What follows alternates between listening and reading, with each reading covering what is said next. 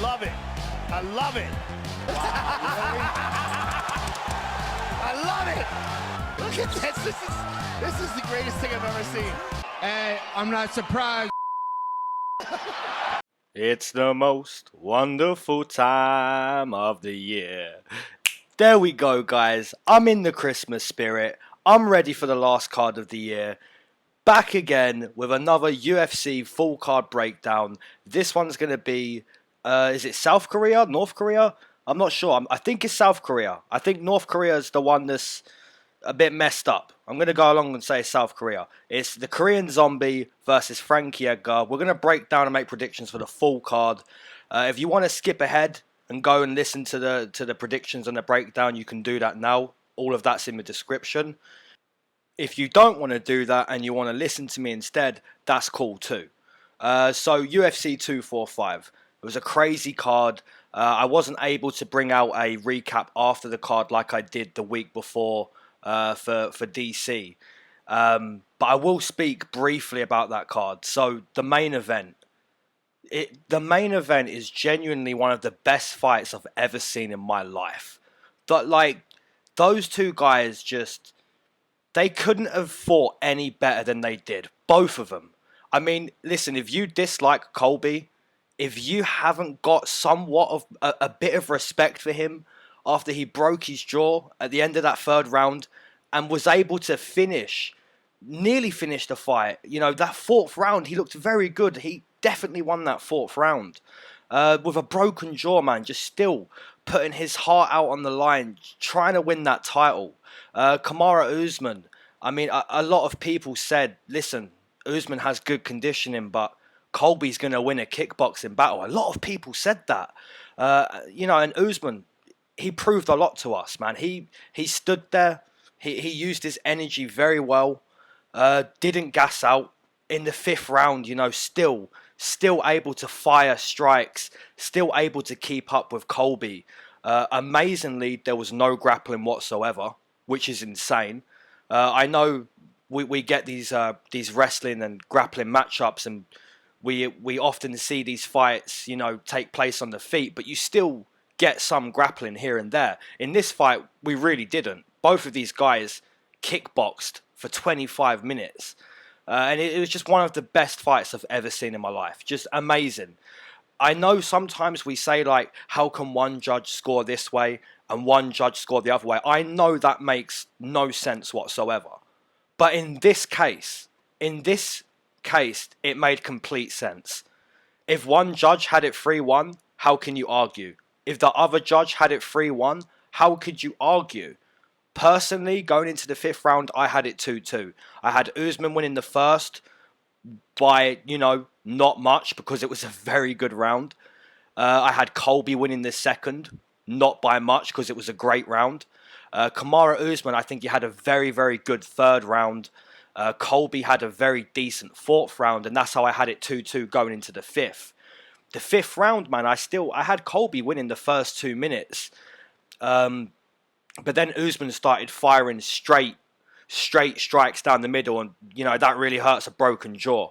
But massive credit to both guys. You know, I could sit here and recap this whole fight, this whole card for like an hour. You know, Volkanovski, Jermaine Durandame put up a great fight. Jose Aldo looked very good. Just the whole card, man. Peter Yan with a beautiful finish. The whole card was just a beautiful card. I got 7 out of 13, I believe. Just a crazy card. If anyone got like 10 plus on that card, you've had an amazing night.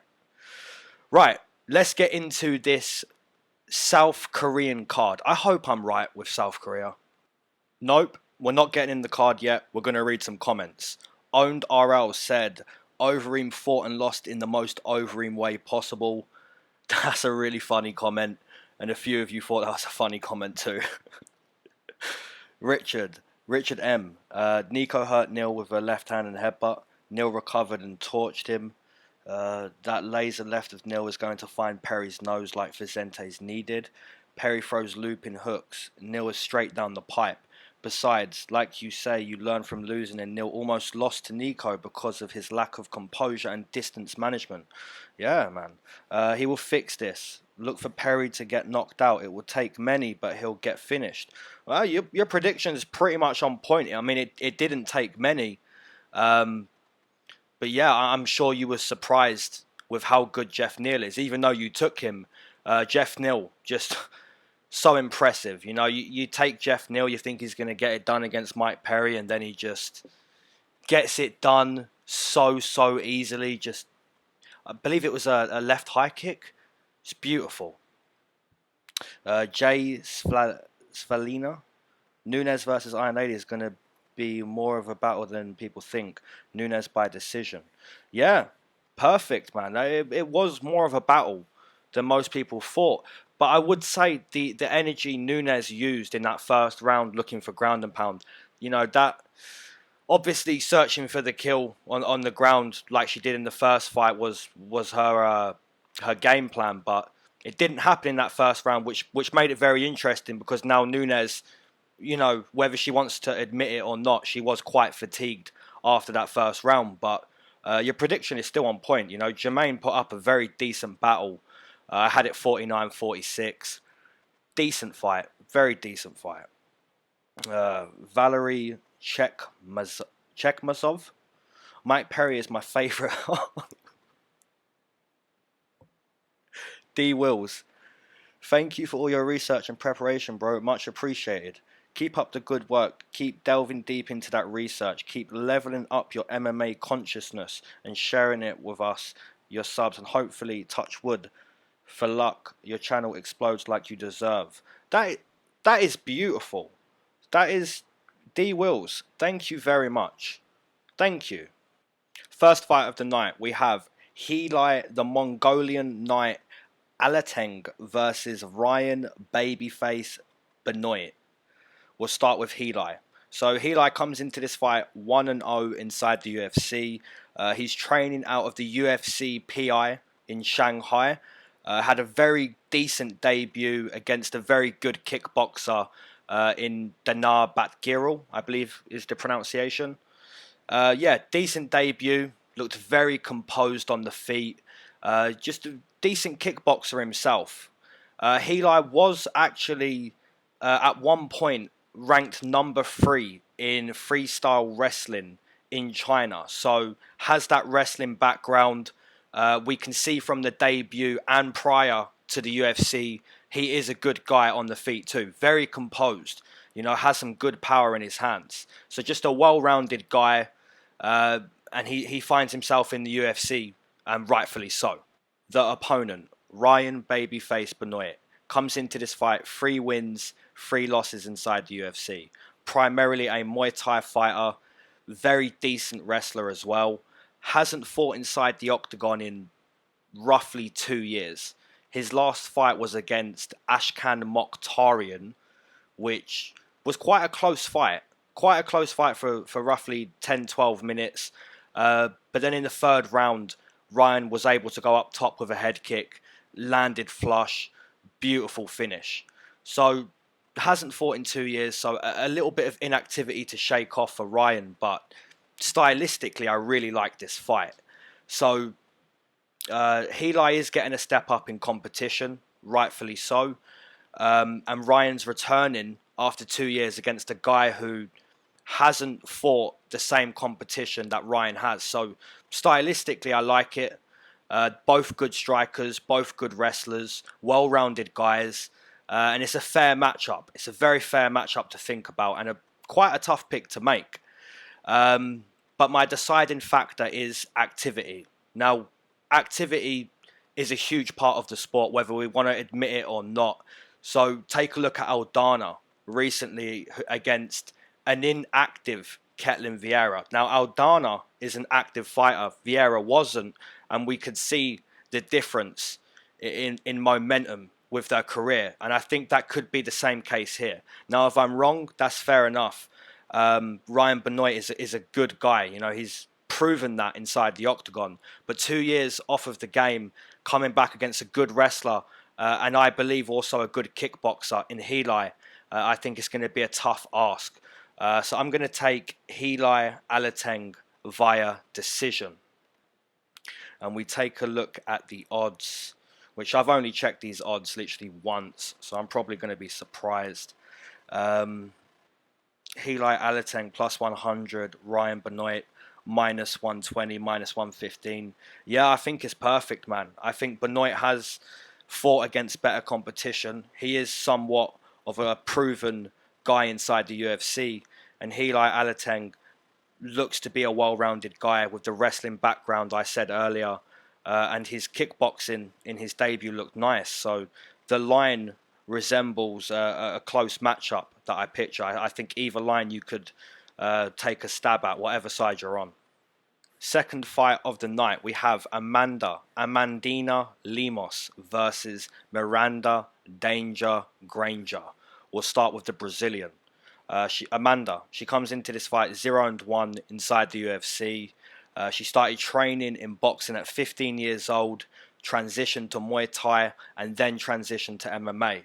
She's very explosive, has very good boxing combinations, really powerful low kicks, just a really explosive striker.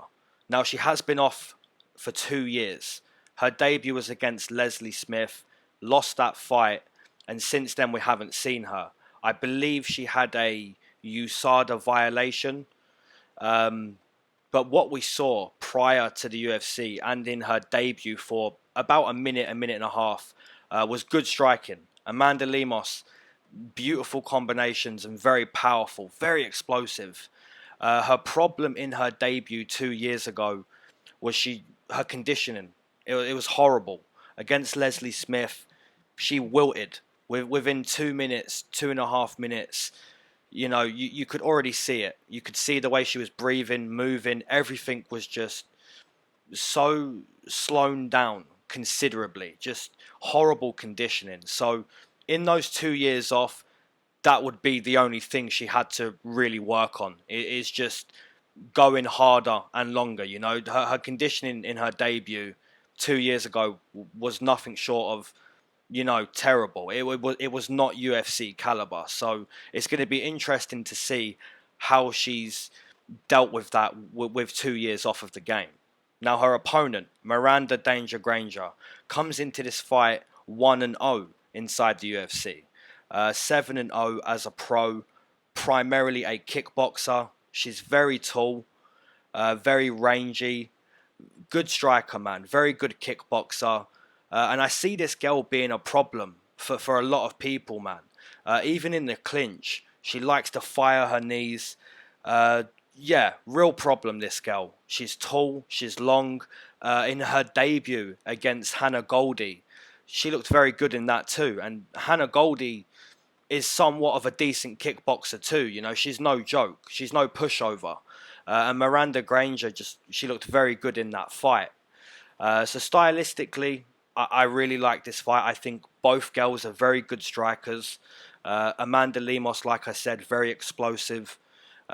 Miranda isn't as explosive, but she's got a good frame. You know, she's long. She uses her kicks very well. Measures the range very well too. I think she's going to be a problem in years to come for anyone. It's a really tough pick to make, but I'm going to factor in the time off here. You know, just like the first fight, I have to factor that into this pick. I think 2 years off of the game isn't good for anyone. And I think if her conditioning, Amanda Lemos, if her conditioning hasn't improved, if she slows down against a rangy kickboxer like Miranda Granger, I think that's going to be dangerous. So I'm going to take Miranda Granger via decision. When we take a look at the odds, we have Miranda Granger minus 200. Amanda Lemos plus 150, plus 160, plus 170. Yeah, I think the odds are a little bit off there, I'll be honest. Just speaking about that fight just then, I never felt Miranda Granger would be a minus 2. You know, she's a little green herself. You know, she's only 7-0 as a pro. So, yeah, to say, you know, minus 2, she's going to blow Amanda Lemos out the water. Maybe she does. Maybe I'm just speaking complete and utter BS. But, yeah, Miranda Granger minus 2. I wouldn't touch it if it gets any higher than that. Hopefully it drops down to like minus 150, because that's probably where it should be. If you're on Amanda Lemos, obviously the odds are there. You know, take a stab if you do think she can win this fight. I think it's much closer than that. But yeah, third fight of the night, and this is a great matchup. Whoever put this together, give yourself a Christmas bonus, because this is a beautiful fight. We have Saeed Nurmagomedov versus Raoni Barcelos. We'll start with Nurmagomedov. He comes into this fight 2-0 inside the UFC. He is the cousin of Khabib. They're not actual cousins, but they go around saying they're cousins, so very close. Saeed Nurmagomedov debuted at 125 against Justin Scoggins. That fight, man, if I remember rightly, Saeed wasn't too impressive in that fight. Searched for a lot of takedowns. I believe Justin Scoggins even stunned him at one point in that fight. Not the most convincing of performances from Saeed, but was still able to get the nod in that fight. Very, very close fight. Then he stepped up to 135 against Ricardo Ramos and looked a completely different guy. 135 is without a doubt Saeed's weight class. Very beautiful performance. You know, he dominated that fight from the start to the finish. I believe he landed a spinning kick to the midsection. That wasn't the finishing kick to the midsection, but he was smart enough to see that shot and that strike was the one. That was the one that was hurting Ricardo Ramos. I'll be completely honest. Ricardo Ramos, the Ricardo Ramos we know wasn't the Ricardo Ramos that showed up on that night, but you still have to fight the guy that's put in front of you inside that octagon, and Saeed Nurmagomedov showed up. You know, he really showed up on that night. Beautiful finish to the body. And the feints he was using, you know, maybe that's half of the reason why Ricardo Ramos wasn't there that night. The feints Saeed was using were beautiful. Go back and watch that fight. You know, he's teasing the knee, the kicks. Really, really beautiful stuff from Saeed that night. The opponent, Raoni Barcelos, comes into this fight 3-0 inside the UFC. A black belt in Brazilian Jiu-Jitsu. Started training in Jiu-Jitsu at 2 years old. He was awarded his black belt at 20 years old, which is 14 years ago. So when you put it like that, just insane. He's been a black belt for 14 years, transitioned into MMA 2012. So already we're seeing how good of a striker Raoni Barcelos is. You know, you look at his debut against Kurt Holliber with the uppercuts he hits Kurt with. I think the commentator even says it's something out of a video game. I say that like quite a lot on this channel, but it really was. Those uppercuts were literally something out of a video game. It was beautiful.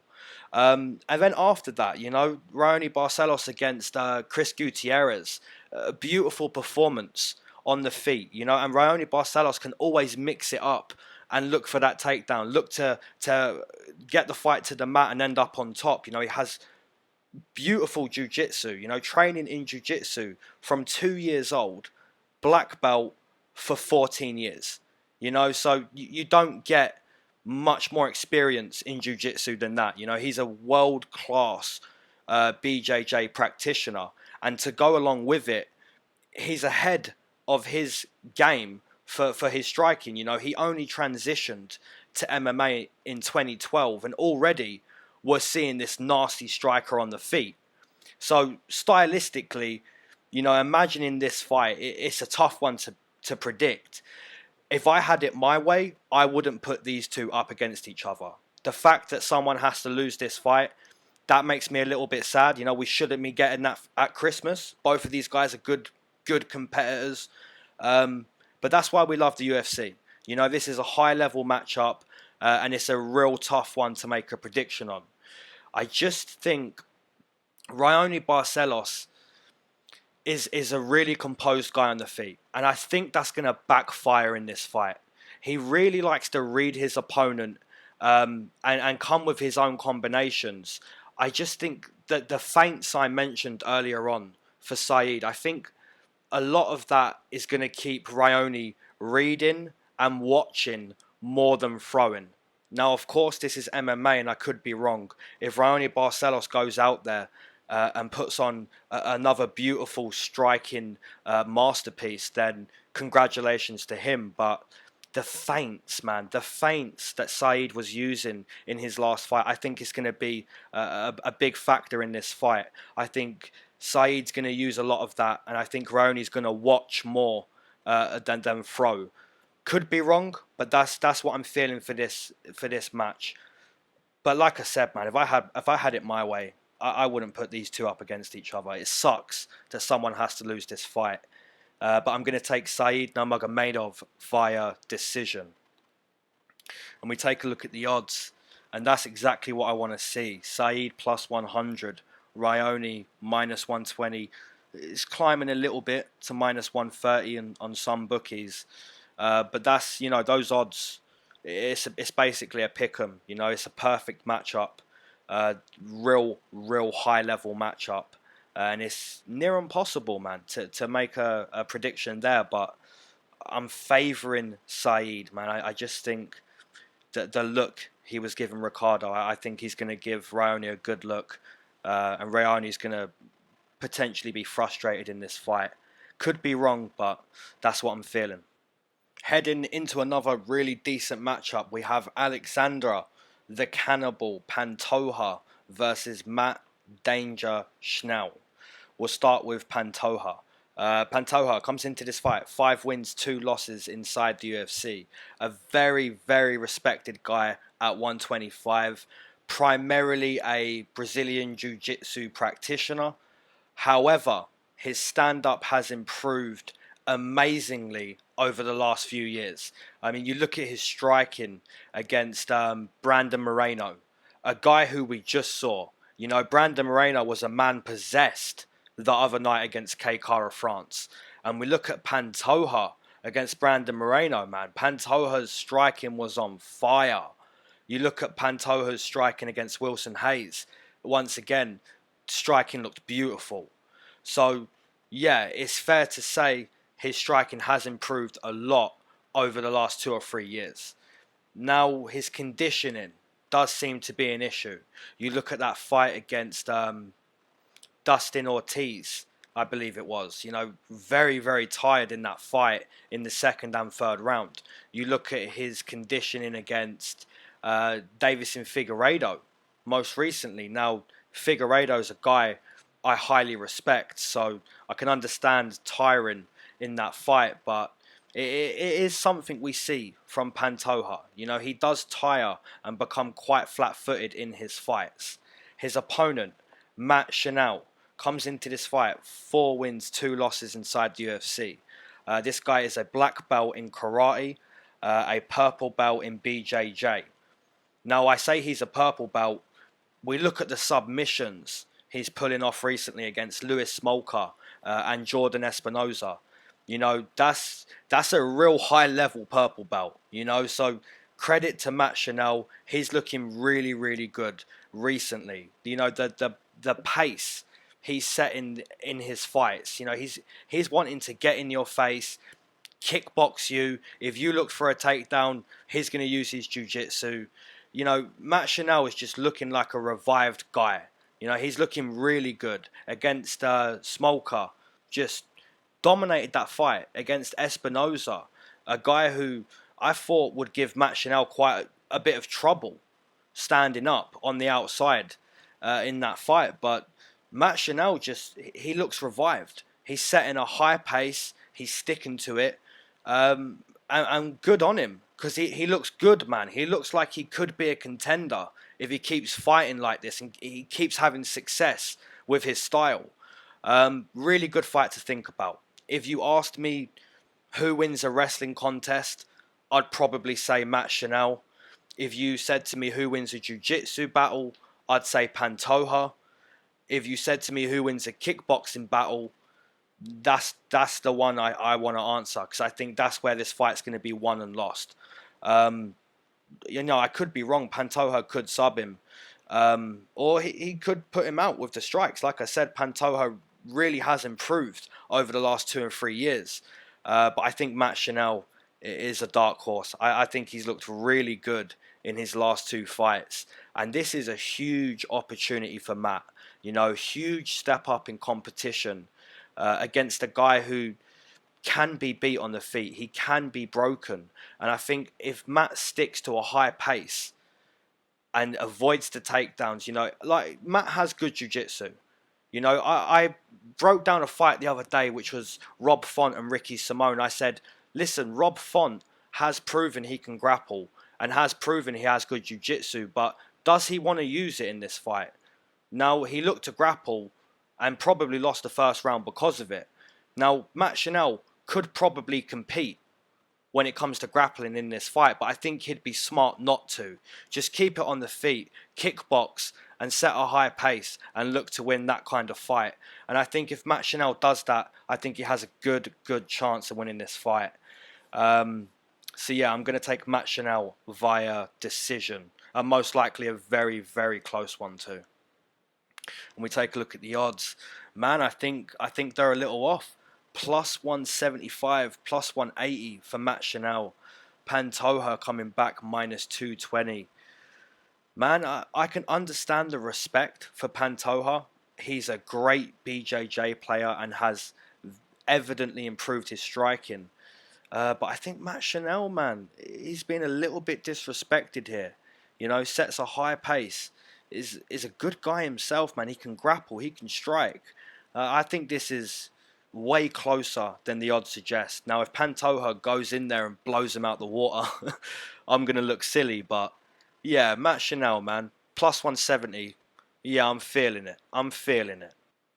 Next fight, we have Omar Morales versus Hyun Ma, the Maestro. We'll start with the newcomer, Omar Morales. He comes into this fight making his Octagon debut. He's 8-0 as a pro. We recently saw him on the Contender Series against Harvey Park. Very impressive performance in that fight. If anyone can remember back to that fight, Omar Morales really used this low, powerful calf kick, was able to basically break Harvey Park's calf. You know, he just couldn't move at one point.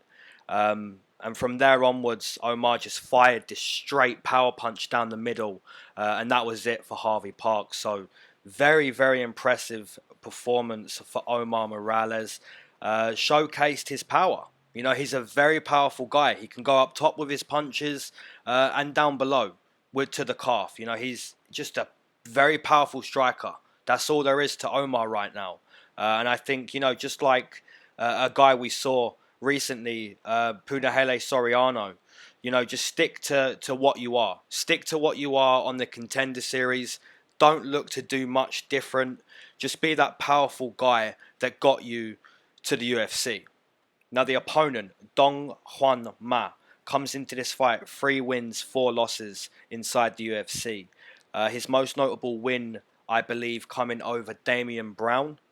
So, you know, not the most impressive UFC career so far for Hyun Ma, but you know, he's got the experience. He's got the experience here, so good on him there. He's a first degree black belt in judo and half a decent counter boxer too. So taking a look at his most recent fights, Devontae Smith completely annihilated him. Scott Holtzman was able to have a very good performance too. You know, I believe that was a doctor stoppage, if I can remember rightly. And I think Hyun Ma was able to drop Scott Holtzman in that fight. But I think Scott Holtzman just, you know, it was more shock to Scott Holtzman that he got dropped than actually a damaging strike. I'll be completely honest, man. It's hard to picture a way for Hyun Ma to win this fight. Recently, against powerful guys, Devontae Smith and Scott Holtzman, you know, he's just crumbled. You know, he hasn't looked good against powerful guys. He has 4 losses in the UFC, and all of them are to powerful guys. So it's hard to picture a path. Now, if you said to me, well, give me a path for Ma, because I think he can win, I want to hear what you think. If you had to give me a path, give me one. It would be to weather the storm in the first round, looked to weather that powerful storm, looked to clinch in that first round to help weather that storm, and just look to avoid big shots, look to use your experience, grapple a lot, take the fight to the mat would be the most important bit of advice I could give to Ma. But yeah, I'll be honest, man. My money won't be going on Ma this weekend. I don't feel too confident in him. The path to victory would be to somehow weather a storm, and look to take the fight to the mat. But Omar Morales, man, he's a very powerful guy. And like I said, he was able to stop Harvey Park with the calf kick. Now, Devontae Smith came out and utilised the calf kick against Ma. And he had very good success with it. I think Omar can also have very good success with the low kick. And I think he's going to land a powerful shot up top too. So yeah, I'm going to take the newcomer, Omar Morales, and I'll take him via TKO in round number 1. And we take a look at some odds. Minus 200 for Omar Morales, plus 160, plus 150 for Dong. Now, I can't really disagree too much with those odds. I didn't really give much of a path to victory for Ma. Now, he does have a path, like I said, weather the storm, use your experience and grapple. But that's way easier said than done against a very powerful guy, against a very powerful kicker too. Omar Morales, I expect to have a decent debut here, just like Punahele Soriano. And I mentioned that guy because I think they're two similar guys. Moving into the next one, we have Suman Mokhtarian versus Sung Woo Choi. We'll start with Suman. So Suman Mokhtarian comes into this fight 0-1 inside the UFC. He's fighting out of Australian top team. We take a look at his debut against Sadiq Youssef. Very disappointing debut. Was overwhelmed on the feet very quickly in that fight. And I believe it ended very quickly too. Let me just double check to see. Yeah, so 2 minutes 14 into that fight, it was done. Overwhelmed, just overwhelmed on the feet. Looking at Suman prior to the UFC, I see a twister submission. I see triangle chokes. And looking how overwhelmed he was against Sadiq, you know, it's very evident that Suman Mokhtarian's best work is going to come on the mat. I believe this guy is a grappler. So the opponent, Sung Woo Choi, comes into this fight 0-2 inside the UFC. Had a very tough debut as well, which was against Evloev. Evloev was able to grapple a lot in that fight, searching for takedowns after takedown after takedown. Choi was able to pop back to his feet, use the cage, make it somewhat of a little bit hard for Evloev to grapple in that debut. But I think it's, you know, this fight it's one of those fights where I feel both guys are happy to be fighting each other. You know, Choi has evident grappling issues, even against Gavin Tucker, which was his most recent fight. He was submitted in that fight, taken down. So it's clear that Choi isn't the best of grapplers. His grappling has been exposed. The kickboxing is where Choi is going to have his best success. So we have Suman fighting a guy who has trouble grappling. So for Suman, that's a good thing. And we have Choi fighting a guy who was completely overwhelmed with strikes on the feet in his debut. So both guys are getting a fair matchup. Both guys are going to be confident coming into this matchup. Now, I haven't really got much of a deciding factor because I think this could really go either way. But I just think Choi has proven in those 2 UFC fights, you know, even though he lost via the grappling, he has kind of proven that he made it hard. He made it hard for Evloev, and Gavin Tucker didn't find the submission with his first takedown. So Suman Mokhtarian is going to have to be strong in this fight, is going to have to probably search for multiple takedowns to get a win. So I that's why I'm favouring Choi in this matchup. I think this will be the fight where Choi feels I can keep this on the feet. I should look to kickbox and be more dominant with the kickboxing too, because I feel Choi was able to keep it on the feet for times, at some times against Evloev and for points against Tucker, but he wasn't dominant when he was on the feet. So I think he needs to get the respect of Suman as well. So when the fight is standing, I think Choi needs to show us something in this one. And I think he will. So I'll take Woo Choi via decision. And we take a look at the odds in this fight. You know, that fight really could go either way. And the odds are just insane. That's insane. Minus 280, minus 270 for Choi. Suman Mokhtarian coming back plus 240, plus 230. Yeah, those odds are insane. I'm not going to be touching Choi. I'm not going to be betting on Suman just because of the odds. But I will say this. If you are taking Suman and you genuinely think, you know, he's going to win this fight, why would you not touch that line? Look at that line. That's an insane line. I don't know how Choi has reached minus 270. I don't know who's drilling that line over the world, but yeah, I would expect Choi to get the win in this one. I don't think Mokhtarian's a strong wrestler like Gavin Tucker, a good wrestler like Evloev. It's a good matchup for both guys still, but I favour Choi to get his first win inside the UFC. Last fight on the prelim card, we have Cyril Bongamin Gane versus Tanner the Bulldozer Boser.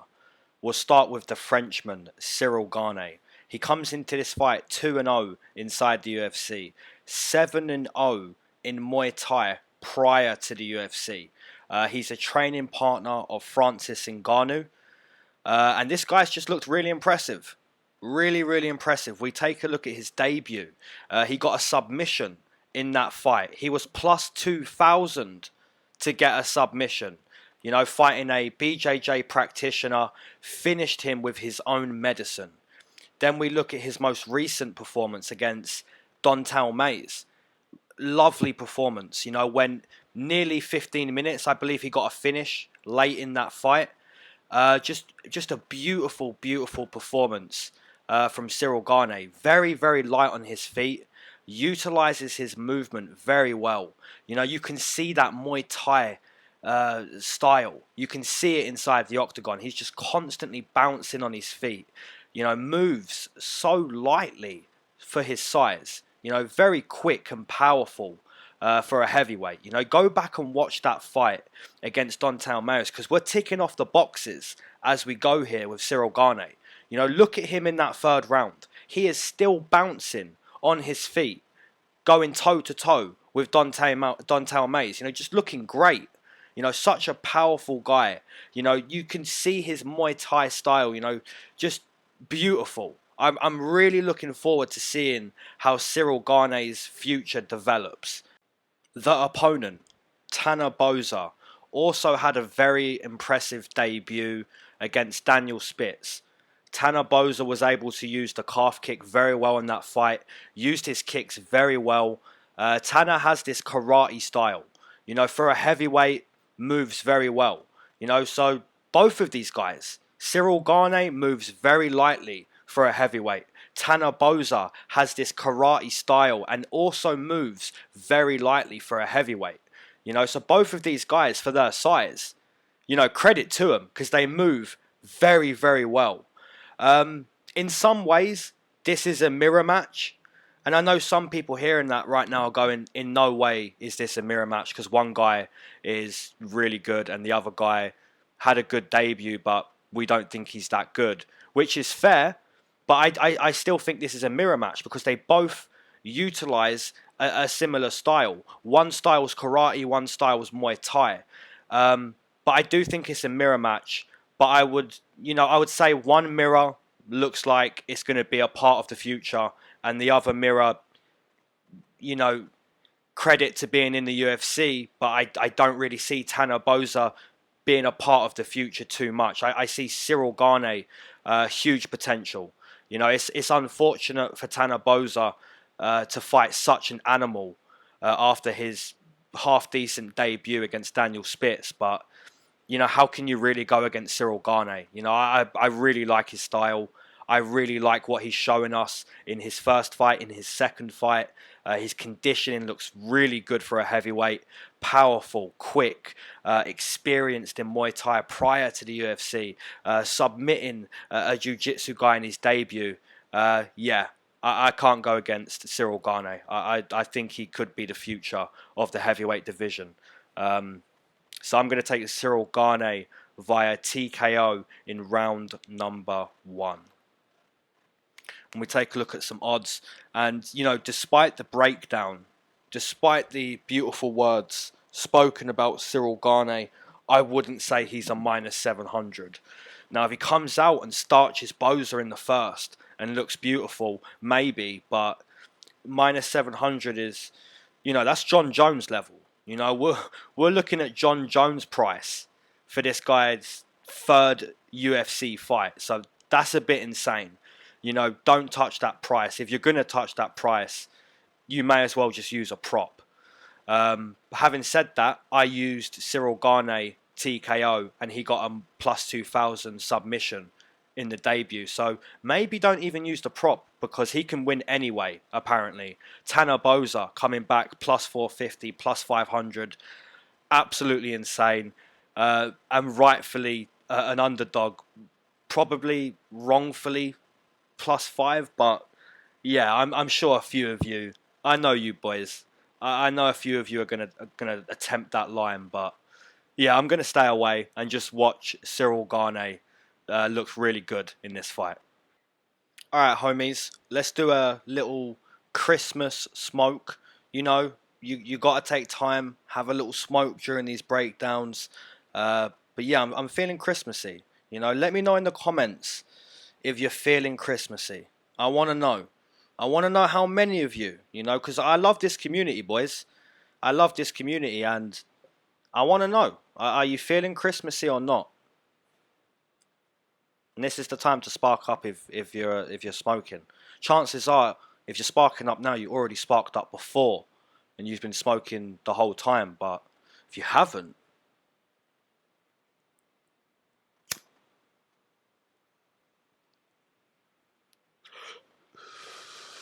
I've just realised that I never showed the community poll for the main event, so I'm going to show that now. So we had 427 votes on that main event. 64% of them going to Colby, 36% on Kamara. But listen, man, that is, like I said at the start of this recording, that fight, that main event, boys, girls, anyone who's listening, that main event was one of the best fights I have ever seen. And, you know, in 10 years from now, 20 years from now, we're going to look back at that main event and just be like, wow, I remember that fight. That fight was amazing, man. Just amazing.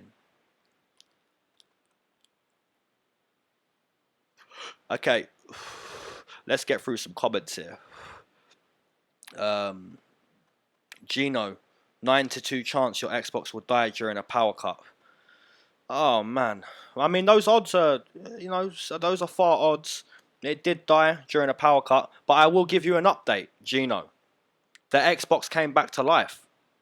It went into a coma and then randomly came back just at a random time. So yeah, maybe you say 9-2 chance it will die. I'm gonna say like 30-1 chance it revives itself from a coma, and it did. So credit to the Xbox. Kevin Silla. Bro, I've been watching your channel since the Brazil card a few weeks back, and I've made a killing off some of your picks and my own instinct. Good shit, my friend. And he puts the smoking emoji as well. Kevin Silla, I appreciate your comment. I love doing this. MMA is my life, man. It's my passion. I watch every single fight, every single card. I don't miss a thing. Yeah, and if you're listening to this breakdown, if you're listening to this, man, I'm sure MMA is a huge part of your life too. So credit to anyone listening, man. We all share the same passion here. We all love the same thing here. You know, MMA is the greatest sport. It is the greatest thing in the world. And to follow on what I've said there, Chris Manos said, smoking some good weed, winning money and watching fights is the best. Hey, that, you know, I think I even replied to your comment and said that should be like a passage in the Bible. Like, for real.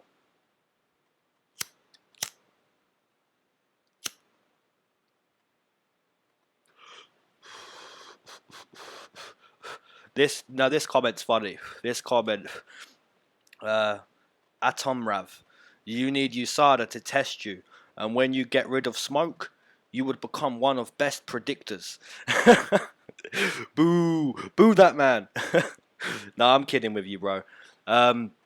What if I was to throw a curveball at you and say the reason why I may be half a decent predictor is because of the smoke? What if I was to throw that curveball at you? Okay, let's get on into the rest of this card. Okay, next fight we have Kang Ho Kang, aka Mr. Perfect, versus Pingwan Liu. We'll start with Kang. So Kang comes into this fight 5 wins, 2 losses, 1 no contest inside the UFC. He's a black belt in Brazilian Jiu-Jitsu, has one of the best submission wins inside the UFC I've ever seen. If you haven't seen it, go back and watch Kang versus Canetti. He's got this triangle choke, but Canetti has him in the air, but he's still sinking it in with his legs and squeezing. Canetti ends up dropping him to the mat. Kang cinches it in even more. And then Canetti's he's trying to get out of this triangle, and the round is nearly ending. The crowd's going crazy. And Canetti tries to punch him in the head a couple times. Straight after that, just taps real quick. It's one of the best submissions I've ever seen. So yeah, Kang Ho Kang, very good grappler. We look at his most recent fight against Brandon Davis, which was a very close battle. Very close on the feet. I think the difference in that fight was that Kang was able to get takedowns and end up on top. I did take Brandon Davis, I believe, in that fight. A very, very close match. But yeah, I think the difference was Kang was able to mix it up and get a takedown, end up on top. Now, the opponent, Pingwan Liu, comes into this fight 2-1 inside the UFC, training out of Team Alpha Male, which is a camp we're all pretty much familiar with, the Uriah Faber camp. So yeah, Pingwan Liu. I was actually at his debut live in Germany, had a very decent performance, then went on to fight Martin Day, which was a much closer contest. Martin Day gave a good account of himself in that fight. And then Pingwan got quite a similar opponent to Martin Day in Jonathan Martinez in his most recent fight. And, you know, that finish in the 3rd round was nothing short of amazing from Jonathan Martinez. You know, just a huge knee, stepping knee. It was beautiful. Pingwan did show us in that most recent fight, he slows down considerably. You know, has a lot of power in that 1st round. And he, you know, his movement, I feel like his movement is part of the reason he slows down as well. You know, he doesn't exactly move around like a Vivian Araujo. But his movement seems just a little bit awkward on the back foot. You know, and fighting on the back foot is way more tiring than fighting coming forward. So, yeah, decent matchup. Really, really decent matchup and a hard fight to predict. I think Pingwan has good enough power, good technique in his punches. I think he could finish this fight with strikes in the 1st round. But then on the other hand, I think Kang has good experience. And I think Kang has very good footwork. You know, unlike Pingwan Lee, who seems a little bit awkward moving backwards. I think Kang is on the other end of the spectrum. His movement is very good, has very good experience in Taekwondo. And like I said at the start of the breakdown for this fight, Kang is a very, very good grappler.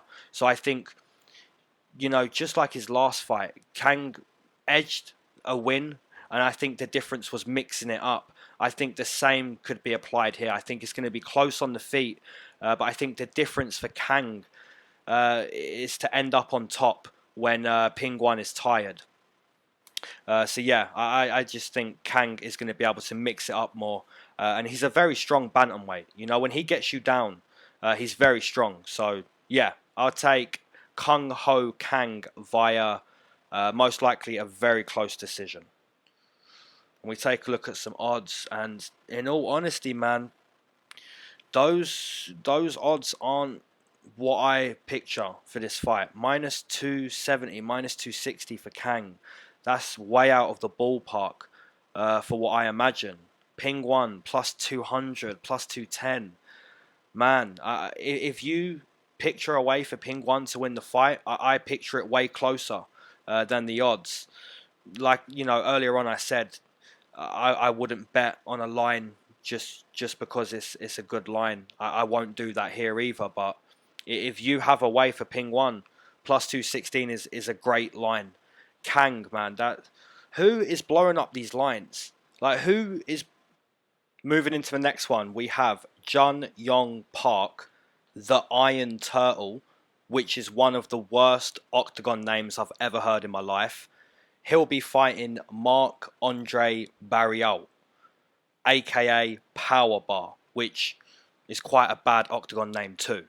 So we'll start with Yong Park. He comes into this fight 0-1 inside the UFC, losing his debut to Anthony Hernandez, which it wasn't the worst debut in the world. We look back at that debut and it wasn't the worst. He showcased his power. He showed us, look, I can punch really hard.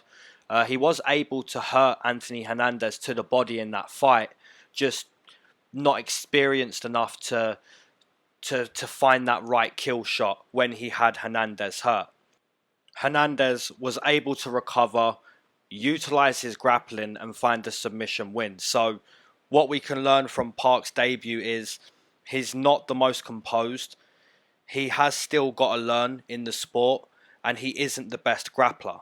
Now the opponent, Marc-Andre, comes into this fight 0-2 inside the UFC, had a very, very tough debut against Andrew Sanchez, who is a very good wrestler, so very tough lesson in his debut. And then he fought against Krzysztof Jotko, which I was very confused in that fight. Marc-Andre looked to put Jotko up against the fence. That looked to be the game plan. Often, round 1, round 2, round 3, he put Jotko up against the fence when I just felt, look, you just keep throwing missiles at Jotko's head and hope for it to connect. Surely that's the best game plan. But apparently not. He looked to use the clinch up against the fence, where it didn't make too much sense to me. But yeah, so we're looking at this fight. Marc-Andre is coming up against a guy who struggled in his debut with his conditioning and the grappling. And Marc-Andre also struggled with grappling in the debut, and for some reason implemented a weird game plan in his second fight. Now I say it's a weird game plan, what he implemented against Jotko. I think if he implemented that same game plan here, I think it would work beautifully. I think if he looked to trade for 1, 2, maybe 3 minutes in that first round with Park, and then look to use the clinch up against the fence, look to tire Park down, because we did see him really slow down and fatigue in that debut, and we also saw that the grappling was fatiguing him way more than the striking. So for Marc-Andre to get his first win, I think although the game plan against Jotko, in my opinion, wasn't right, I think if he uses a similar one here, I think he's going to be in for a good time. Having said that, both guys have huge power in their hands, and I think if they look to fight that kind of fight, just stand in front of each other, I'ma catch you before you catch me, I think this could be over pretty quickly. So hopefully Mark comes out with a similar game plan that he had against Jotko, and I think there may be that type of fight, that grindy type of fight up against the cage could be the difference. So I'll take Marc-Andre via decision. And we take a look at the odds. Very close line. -120 for Mark. +100, +105 for Park. I mean, both guys are very strong. Both guys have struggled with grappling. But I think Marc-Andre is looking to use his grappling. Although it was wrong, in my opinion, it was wrong against Jotko. He is still trying. So if he tries here with it, I think maybe he could have the grappling advantage. So -120, I'm willing to take that for Marc-Andre. Okay, moving into the next one, we have Da Un Jung versus Mike Slow Rodriguez. And we'll start with Jung. Jung comes into this fight 1-0 inside the UFC. He had a decent debut against Hadis Ibrahimov. I believe Ibrahimov was a very short notice replacement, and Jung was a fair underdog in that fight, and I was all over that price purely because of the very short notice replacement. And then we factor in Ibrahimov is a young guy as well who's still learning. Very good, impressive debut for Jung. He was able to weather the storm of those very loose, wild, crazy strikes, and Hadis Ibrahimov completely gassed himself. Gassed himself more than you've ever seen anyone gassed in your life. If you haven't seen that fight, go back and watch it. Ibrahimov in the third round, I believe it gets to the third round. Yeah, Ibrahimov in the third round just looks like he's on the verge of death. It's crazy how tired he is. So yeah, Jung was able to get the submission in that fight, looked to have good power in his hands, and, very calm, composed, and patient. That fight made it to the third round when it probably shouldn't have even made it halfway to the second. But good debut for Jung. Now the opponent, Mike Slow Rodriguez, comes into this fight 1 win, 2 losses inside the UFC, training out of Lauzon MMA. I was actually at his debut live in New York when he fought Devin Clark. Not a good debut. Devin Clark was able to take him to the mat, control him up against the fence. And then Mike Rodriguez fought Adam Milstead, which was a much better performance. A really, really beautiful finish too. I'm sure a lot of you listening to this can remember that finish. Beautiful, beautiful finish. Most recently, Mike Rodriguez fought the Brazilian John Allen, where, bad performance, showed us real conditioning issues, grappling issues again. So for Mike Rodriguez, it's clear he isn't the best grappler, and his conditioning does need some work. So looking at this fight, I feel it's another one of those matchups where both guys are going to be happy they're fighting each other. Jung is going to be fighting a guy who gassed in his last fight. Jung was able to finish and take advantage of Ibrahimov whilst he was fatigued. So Mike Rodriguez, before coming into this fight, would have seen that fight and knows it isn't safe to be tired against Jung. So, yeah, stylistically, man, I like this fight. I think Mike Rodriguez has a lot to prove as a kickboxer. I think he's a good kickboxer. Just has a lot to prove, man. Has to work on his conditioning and has to work on his grappling.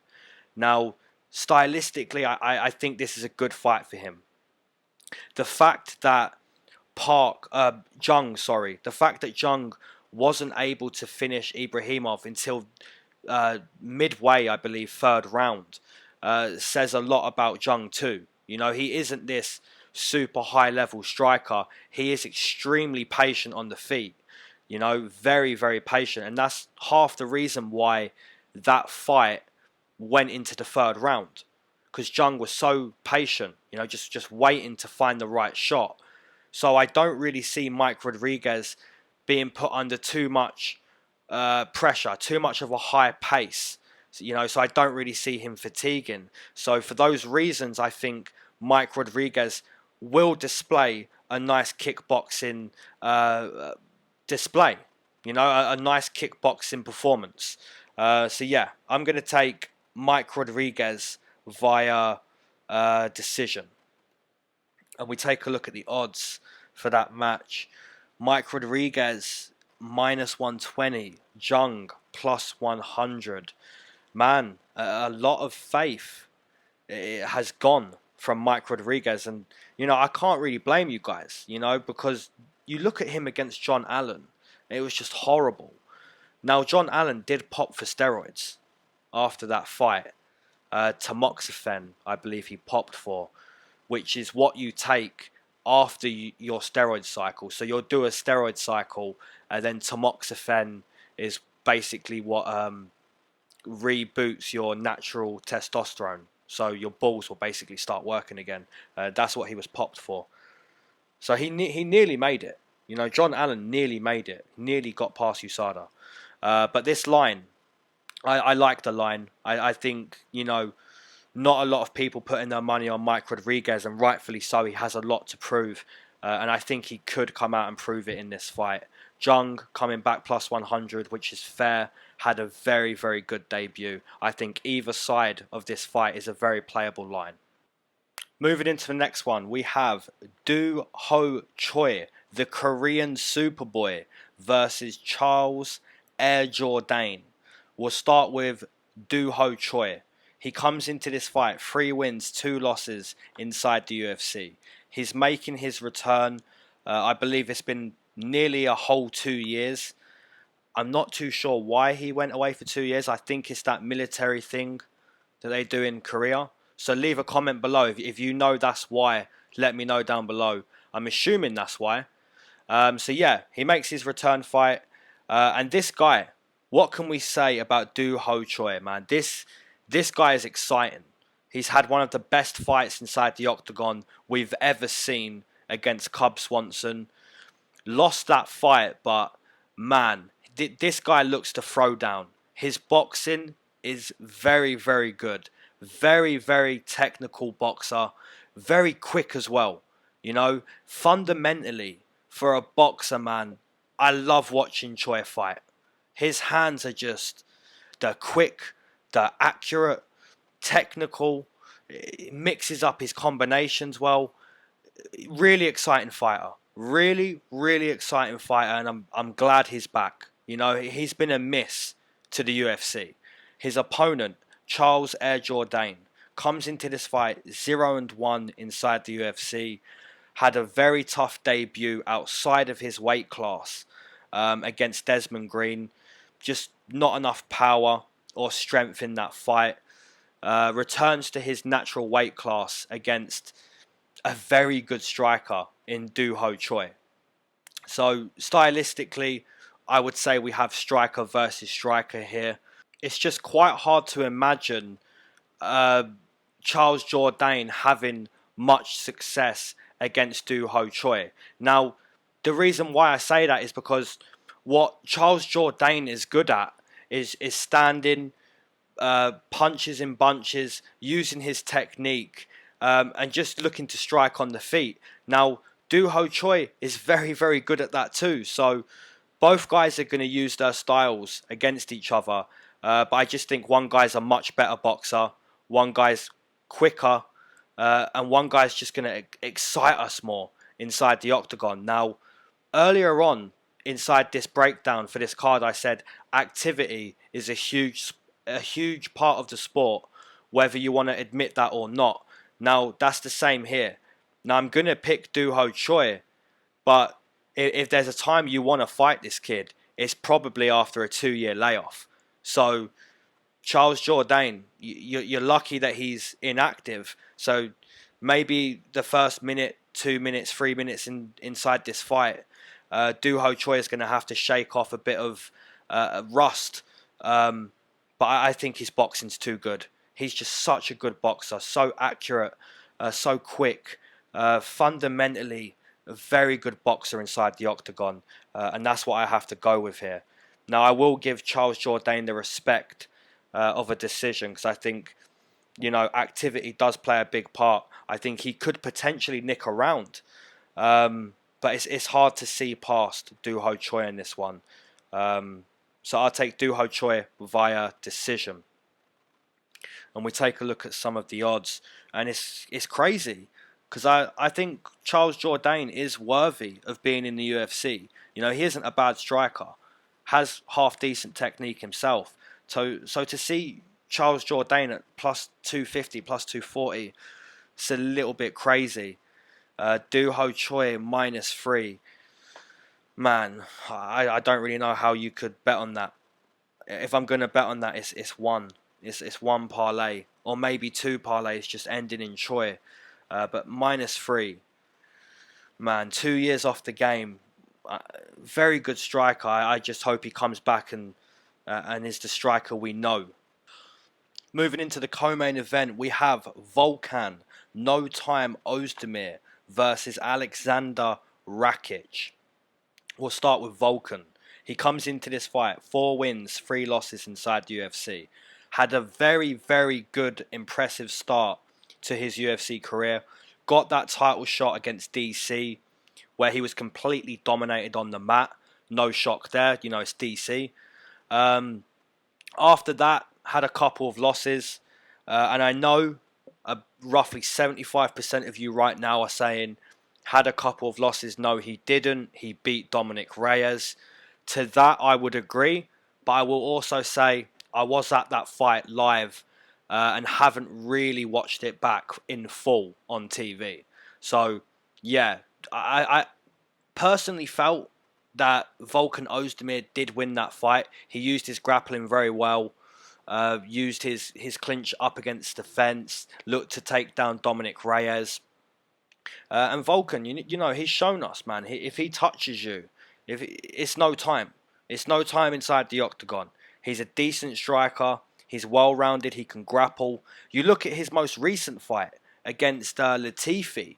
Man, he looked like a pissed-off mixed martial artist in that fight. No mercy left for Latifi. Those hooks to the finish were just nasty. Pure nasty from Volkan Ozdemir. Now, the opponent, Alexander Rakic, comes into this fight 4-0 inside the UFC. Primarily a Muay Thai striker and a very, very good Muay Thai striker too. I've seen this guy fight live. I saw him fight live in Germany against Justin Ledet. Just dominated that fight. Completely dominated it. And after that, he went on to make a bigger name for himself. More people realised who he was after he fought Devin Clark, where he got a really, really nice, beautiful spinning back fist type finish.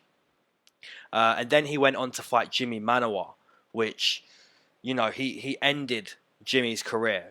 Jimmy was always going to retire roughly around that point, but when you get head kicked into another realm, the way Jimmy Manuwa did, you hang the gloves up. So, yeah, this co-main event is a beautiful co-main event. It's a high level matchup. Volkan Ozdemir has proven he's good enough to win this fight. He's a well-rounded guy. He uses good forward pressure. He can grapple, and if he touches you at the right spot, he's going to finish you. Now, if anyone can remember back, Rakic fought Devin Clark. Devin Clark was able to catch Rakic and set him down. And if anyone can remember, Devin Clark was the one using forward pressure in that fight. So it's going to be the same thing here. If Volkan Ozdemir wants to win this fight, he has to use good forward pressure and find the right shot at the right time. For Alexander Rakic, I believe he's a way better kicker than Volkan Ozdemir. If both of these guys got inside the octagon and was only allowed to kick, I think Rakic would completely blow him out the water. Now, this is MMA. You can do more than kick. So, like I said, Volkan Ozdemir is going to have to come forward, use good pressure, look to clinch, and find the right shot at the right time. It's a really, really tough co-main event to predict. I'll be honest, I have been a little bit back and forth on this fight. I really respect the abilities of both guys here. I think both of these guys are really good 205ers. I wouldn't be shocked if Volkan Ozdemir got another shot at the title in the future, and I really wouldn't be shocked if Alexander Rakic was the champion in the future. It's a really, really tough fight to predict, but I just think over 15 minutes, Rakic is strong enough to win. I think he's a very good kicker. I think he moves very well and a very dangerous Muay Thai striker. So I think, Volkan Ozdemir is going to be kept honest in this fight. Now, could Ozdemir prove me wrong? Could he grapple, use good pressure, potentially find a kill shot? Absolutely. But my pick is Alexander Rakic. I just think he's a very good striker, man. A very good kicker, very quick. And you look at what he'd done against Jimmy Manuwa. The guy is on a roll. So, yeah, I'm going to take Rakic. But I'm not going to take a finish in this one either. I have taken quite a few decisions on this card. I am going to give Ozdemir the respect. I think this could be a very, very close fight. So I'm going to take Alexander Rakic via decision. And we take a look at the odds. Minus 150, minus 160 for Rakic, which is completely fair. I slightly favour him, but really wouldn't be shocked if Ozdemir proved me wrong. He's a very good guy. Ozdemir coming back plus 120, plus 130.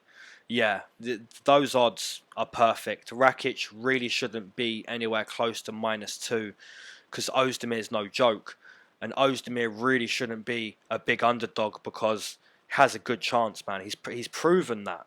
He's proven that in his career. He's a very good 205er. But Rakic, man, minus 150. I'm willing to take a couple parlays on that.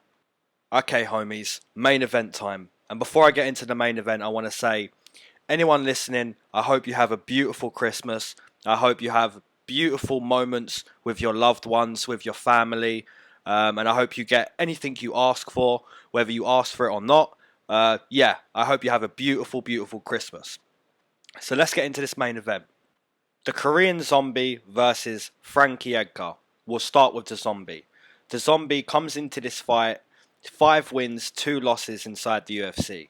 He's an extremely well-rounded mixed martial artist. He has very good judo, very, very good jiu-jitsu, and he's an elite striker. He has a lot of tools in his skill set when it comes to striking.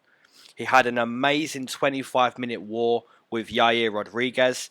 That night, some of my bets were ending in Yair Rodriguez, so as you could imagine, I was extremely happy with the last second of that fight.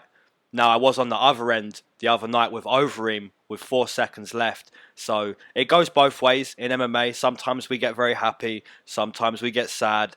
That's MMA. We love it. So the Korean Zombie, you look at that war against Yair Rodriguez, one of the best wars we've ever seen.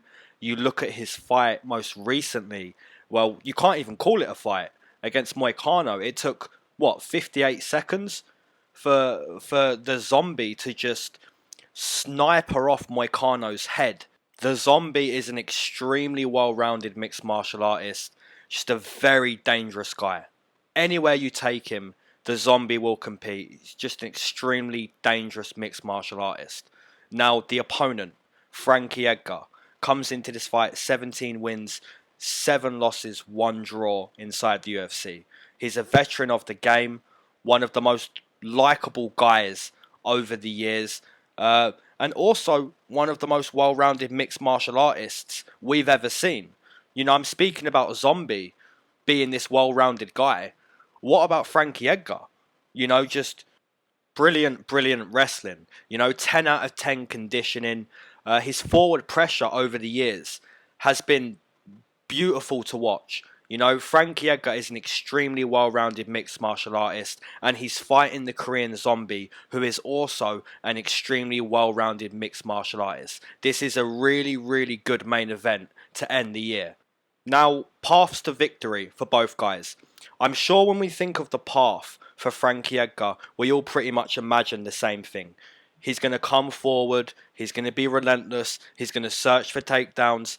If he gets a takedown and the Korean Zombie gets back to his feet, he's going to search for another takedown. He's going to be relentless with his output. He's going to keep coming forward using that pressure that we've seen over the years. None of us are going to be surprised when we see Frankie Edgar put on this performance. That's all we get from Frankie. We get the same thing every time. Hard work, very determined fighter, and that's why we love Frankie Edgar. Now, the Korean Zombie, he has gone a hard 25. He done that against Yair. Now, the third, the fourth, and the fifth, both guys were very tired. So, there is a chance that Frankie Edgar could win this fight. He sets a very, very high pace, and if the Korean Zombie can't stick with it, Frankie Edgar really could win this fight. Now, the thing for me is, this is Frankie Edgar of 2020. This isn't Frankie Edgar of 2010. He got that title shot against Max Holloway, and, you know, I'm not trying to say he didn't look like Frankie Edgar in that fight, because he did. You know, he looked like Frankie Edgar, but he just looked like a faded version of himself. He just looked like his foot was quite off the gas, you know? It looked like Frankie, but it looked like a faded Frankie. So, can Frankie win this fight? Yes. Do I think he's going to win this fight? No. Could I be wrong? Yes. I just highly appreciate the Korean Zombie as an elite striker, a very well-rounded guy. And if his conditioning is good for this fight, I think he could get a finish early. He could potentially win a decision. Or could even get a sub. I mean, he's a well-rounded guy. But I'm going to take the Korean Zombie via TKO in round number 2. And we take a look at some odds.